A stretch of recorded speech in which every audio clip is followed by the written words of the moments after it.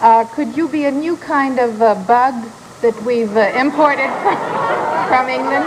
I might be.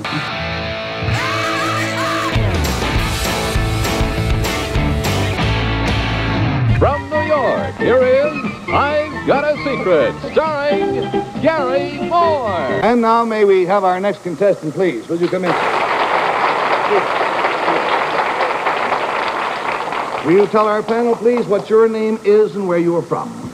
I'm Pete Best, and I'm from West Derby in Lancashire. Peter Best, and he is from West Derby, Lancashire, England. Now, Peter, if you'll whisper your secret to me, we'll show it at the same time to our audience at home. And here we go.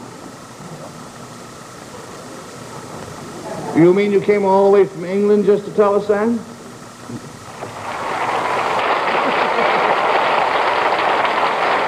Pete Best. You might know him as history's most famous person.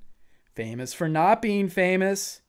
He was the original drummer for a local Liverpool band known as the Beatles. Yeah, he was kicked out of the greatest rock band ever, but hey, lots of people get fired. The reasons Best got fired has been a bone of contention among Beatlemaniacs for decades.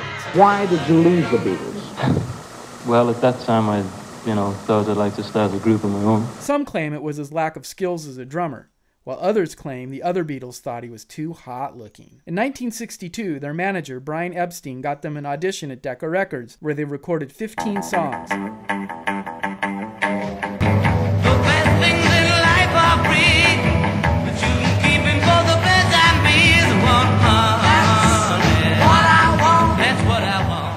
John Lennon later admitted they were terrified and nervous.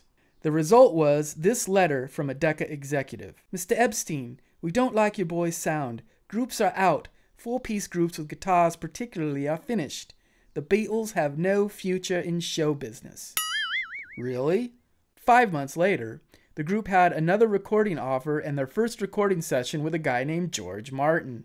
He wanted to sign the group, but thought the drumming kinda sucked, so asked the other Beatles if they would consider using a session drummer for the recording.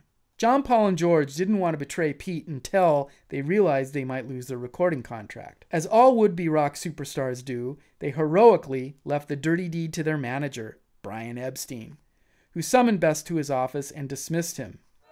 The remaining Beatles were then heckled for weeks, with some fans shouting, "Pete forever, Ringo never."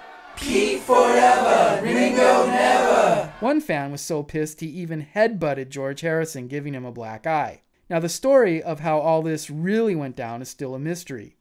Best was never fully told why he was dismissed, for all Brian Epstein said was, "The lads don't want you in the group anymore."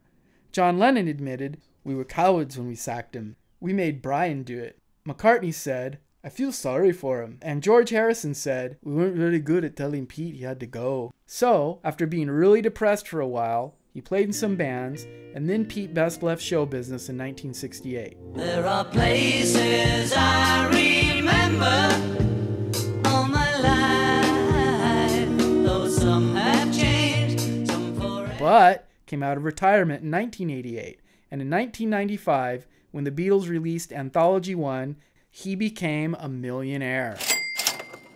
Don't forget to like this video and subscribe to more Rock Talk TV.